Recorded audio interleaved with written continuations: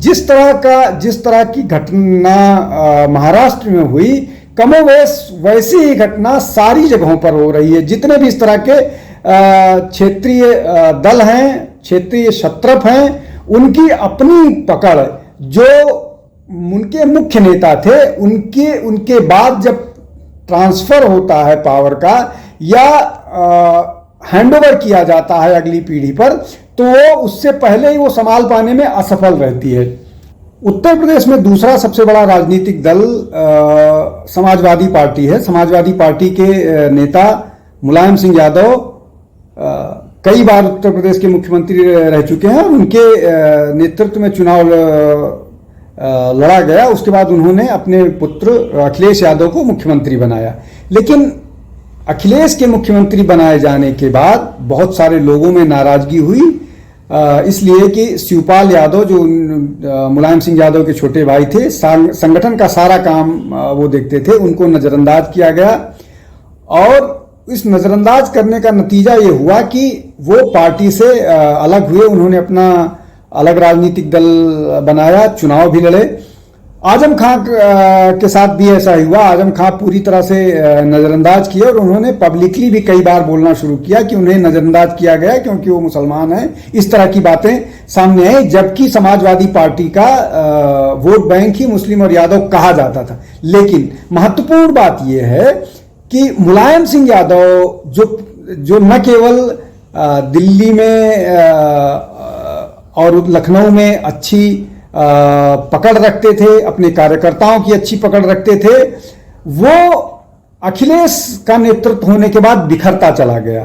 कहीं से भी ये नेतृत्व नजर नहीं आया और अखिलेश अब तक लगातार 3 चुनाव हार चुके हैं। अगर बिहार का एक दूसरा बड़ी राजनीतिक उसकी बात करें तो लालू प्रसाद यादव का परिवार है। लालू प्रसाद यादव राष्ट्रीय जनता दल के अध्यक्ष हैं और उनके पुत्र तेजस्वी यादव बिहार के उप मुख्यमंत्री हैं। और बार बार ऐसा कहा जाता है कि वो अपने पिता के सही उत्तराधिकारी हैं, लेकिन शायद ये आधा सत्य है। आधा सत्य इसलिए है कि अपनी सारी कोशिशों के बावजूद वो ना तो अपने दम पर पूरा ओबीसी वोट कमांड कर पाते हैं, बावजूद इसके कि अगर बिहार के मुस्लिम और यादव वोट के परसेंट की बात करें तो वो दोनों परसेंट मिला करके इतना वोट होता है कि वो अकेले दम पे वहां पर सरकार बना पाए। लेकिन बीजेपी और जनता दल यू अपनी रणनीति के आधार पर लगातार उनको पराजित करती रही है।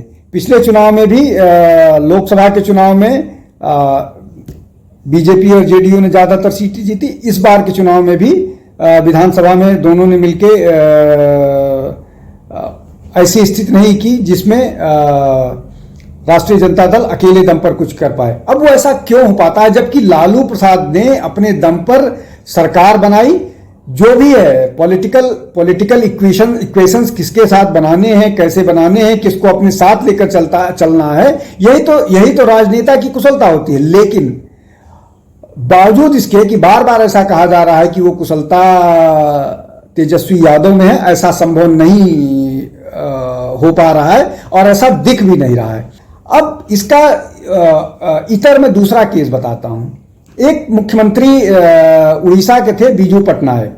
बीजू पटनायक पॉपुलर नेता थे, लेकिन उन्होंने अपने बेटे नवीन पटनायक को अपना उत्तराधिकारी नहीं बनाया।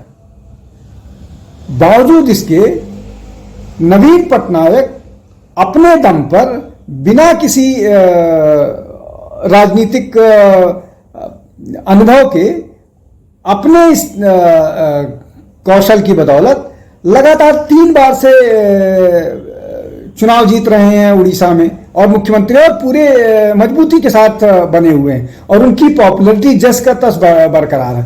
यहां पर उत्तराधिकार का प्रश्न नहीं है, लेकिन अपनी काबिलियत के बल पर नवीन पटनायक मुख्यमंत्री बने हुए हैं। अगर हम पंजाब की बात करें, पंजाब में भी कमोवेश ऐसा ही मामला है।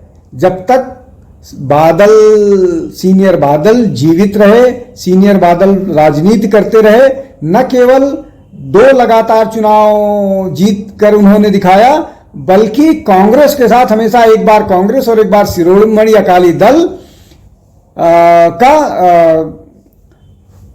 शासन पंजाब में चलता रहा।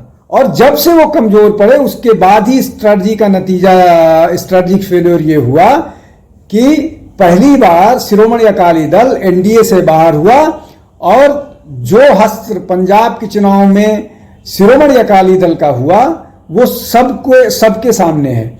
तो ये एक और उदाहरण है, जब आप इस बात को समझने की कोशिश कीजिए और इस बात की तस्दीक होती है कि आपको विरासत में राजनीति और पद तो मिल सकते हैं, लेकिन विरासत में राजनीतिक कौशल मिल सकता है, ये जरूरी नहीं है। हमारे चैनल आई ऑफ ट्रुथ को सब्सक्राइब कीजिए YouTube पर, इसे फॉलो कीजिए Facebook पर, Instagram पर, Twitter पर और कू पर।